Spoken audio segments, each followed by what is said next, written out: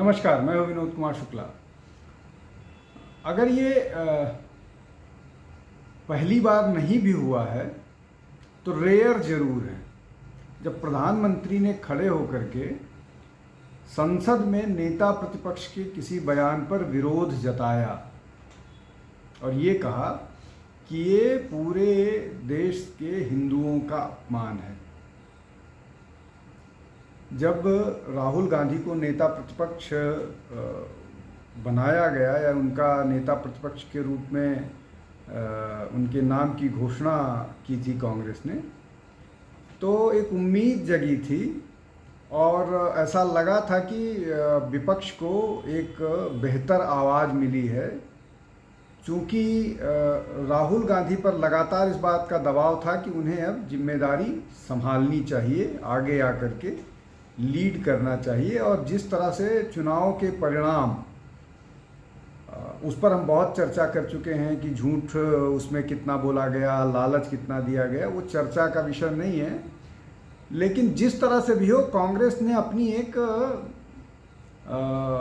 चुनाव के बाद या चुनाव के परिणामों से ये लगता है कि उन्होंने अपने आप को बेहतर किया है। 55 सीट से 99 तक पहुँचे। हालांकि वो सरकार बनाने में असफल रहे हैं। भाजपा ने 240 सीट जीतकर सरकार बनाई है। एनडीए के साथ उनके पास स्पष्ट बहुमत है और अब उनका आंकड़ा लगभग 300 के आसपास है। लेकिन उन पर न जाकर के पहले जो कल राहुल गांधी ने भाषण दिया संसद में नेता प्रतिपक्ष के तौर पर, राष्ट्रपति के अभिभाषण पर, उसमें जो उम्मीद की जा रही थी कि राहुल शायद इस तरह की बात करेंगे कि न केवल विपक्ष बल्कि सत्ता पक्ष के लिए मुश्किल पैदा करेंगे, लेकिन वो वैसा ही उनका साबित हुआ जैसा वो लगातार बोलते रहे हैं, जिसके कारण उनको न केवल आलोचना होती है, कोर्ट के बहुत सारे मामले उनके खिलाफ जाते हैं। सबसे महत्वपूर्ण 2-3 बातें हैं जिनको फ्लैग करना बहुत ज़रूरी है। पहला तो ये कि उन्होंने कहा कि पूरी की पूरी जो हिंदू कम्युनिटी है वो हिंसक है। इस पर जब प्रधानमंत्री और बाकी लोगों ने विरोध दर्ज किया, तब वो थोड़ा सा अपनी बात पर पीछे आते हुए उन्होंने ये बोला कि बीजेपी वाले हिंदू। तो क्या बीजेपी का सारा हिंदू हिंसक है? ये एक तो नेता प्रतिपक्ष के भाषण के हिसाब से ये बहुत बेहतर तर्क नहीं था। जो एक और महत्वपूर्ण मसला है जिस पर सबका ध्यान जाना चाहिए और इस पर चर्चा भी नहीं हो रही है कहीं, मुझे लगता है कि आई ऑफ ट्रुथ के दर्शकों को जरूर इस पर ध्यान जाएगा। जब अग्निवीर की बात हो रही थी तो राहुल गांधी ने अग्निवीर के प्रशिक्षण की तुलना चीनी सेना के प्रशिक्षण से की। चीनी सेना का प्रशिक्षण उन्होंने बोला 5 साल का होता है और अग्निवीर का 6 महीने का। तो अग्निवीर तो शॉर्ट सर्विस है और आप कैसे दूसरी तुलना कर सकते हैं? दूसरा ये कि जैसे ही आपने भारतीय सेना की तुलना चीन से की, वैसे ही आप भारतीय सेना को कटघरे में खड़ा कर रहे हैं। और इसमें एक और महत्वपूर्ण बात है, राहुल गांधी को शायद ये नहीं पता हो या पता भी हो तो उन्होंने निश्चित तौर पर सेना के खिलाफ इस तरह की बात की।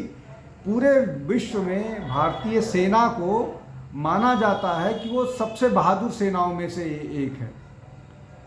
टेक्नोलॉजी की छोड़ दीजिए, जो आपस की भी वो होता है, जो मैन टू मैन कॉम्बैट भी होता है, उसमें भी भारतीय सेना के जवान और भारतीय ऑफिसर सबसे बहादुर माने जाते हैं। उस सेना की तुलना चाइना से करना, ये अपने आप में एक महत्वपूर्ण पहलू है जिस पर लोगों का ध्यान नहीं है। अब चाइना की ही तुलना क्यों की जाएगी? भारत के अलावा बहुत सारी और देश भर की आर्मी हैं जो पूरे विश्व में आर्मी है। अमेरिका है, इंग्लैंड है, रशिया है, बहुत सारे देश हैं।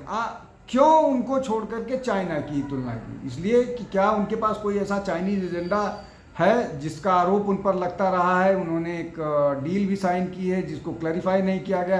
क्या उस एजेंडे को भी उन्होंने प्रधानमंत्री राष्ट्रपति के अभिभाषण के बहस के दौरान परोस दिया? इसके इसके अलावा उन्होंने इस देश के हर समुदाय पर वो किया, मतलब उन्होंने हर समुदाय के जो रिवेयर्ड फिगर हैं उनको इस तरह से दिखाया जैसे वो कांग्रेस को प्रचारित करते रहे हों कि अभय मुद्रा में गुरु नानक देव, अभय मुद्रा में भगवान शिव, अभय मुद्रा में महावीर जी। ये सारा चीज़ जो जीसस क्राइस्ट के बारे में भी उन्होंने दिखाया। तो ये इसका क्या मतलब है, क्या कहना चाह रहे थे राहुल इन सब को लेकर के? इस सब के बीच जो सबसे महत्वपूर्ण बात यह है कि अखिलेश यादव ने जो शुरू किया कि अयोध्या में भाजपा की हार, अयोध्या नहीं कहिए, अयोध्या तो एक सेगमेंट है, फैज़ाबाद लोकसभा क्षेत्र है, फैज़ाबाद जिसके अंतर्गत लोकसभा आता है, वहाँ पर हार को लगातार समाजवादी पार्टी, कांग्रेस ये इस तरह से प्रदर्शित कर रहे हैं, बार बार बताने की कोशिश कर रहे हैं कि ये हिंदुओं की हार है। ये राम मंदिर बनने के कारण हिंदुओं के बावजूद हिंदू वहाँ से हारे हैं। और अपने भाषण के दौरान जिस तरह से मुखातिब हो रहे थे या जिस तरह से वो बार बार फैज़ाबाद के जो सांसद हैं अवधेश जी, उनकी तरफ वो हो रहे थे, वो ये बार बार दिखा रहा था कि जैसे वो पूरे देश के हिंदुओं को ठेंगा दिखाते हुए नज़र आ रहे थे। एक और महत्वपूर्ण बात यह है कि जितने भी संसदीय नॉर्म्स हैं, संसद में किसी भी वक्ता को बोलने के लिए जितने भी नॉर्म्स हैं उसको सब की धता बताए। और ये अगर नेता प्रतिपक्ष करता है जिससे इस बात की उम्मीद की जाती है कि वो सबको जो अनरूली है विपक्ष का, कम से कम उसको ऑर्डर में करने में मदद करेगा, वही पूरी तरह से सारे रूल्स, सारे नॉर्म्स को डिफाई कर रहा था। चाहे संसद में किसी चित्र के प्रदर्शन की नियमावली हो, चाहे स्पीकर की तरफ पीठ ना करके बोलने की नियमावली हो, चाहे अध्यक्ष, लोकसभा अध्यक्ष के किसी विषय पर ऑब्जेक्शन करने के बाद उसको ना बोलने की बात हो, उसको भी लगातार रिपीट किया गया।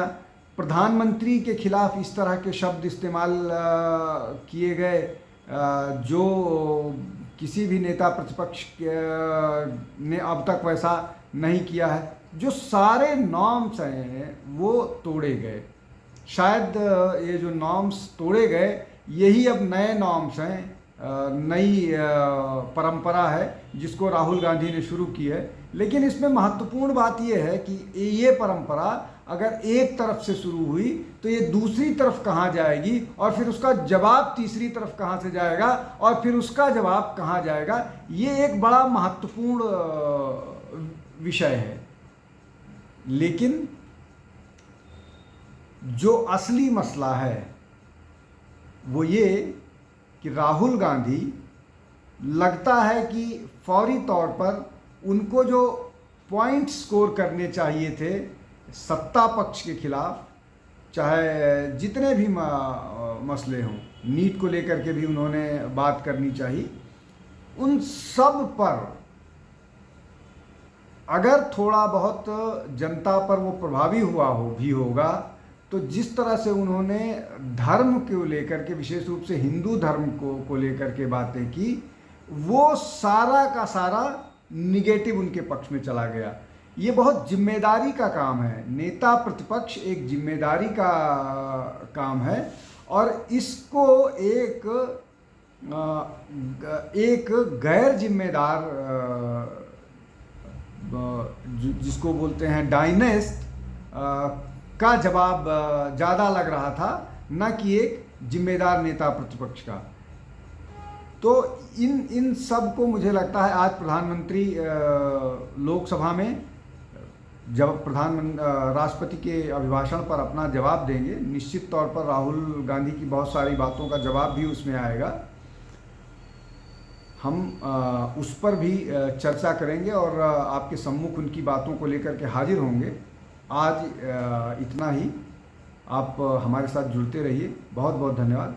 नमस्कार। हमारे चैनल आई ऑफ ट्रुथ को सब्सक्राइब कीजिए YouTube पर, इसे फॉलो कीजिए Facebook पर, Instagram पर, Twitter पर और Q पर। हमारे चैनल के बारे में फीडबैक देने के लिए हमें मेल कीजिए ioftruth.6@gmail.com पर।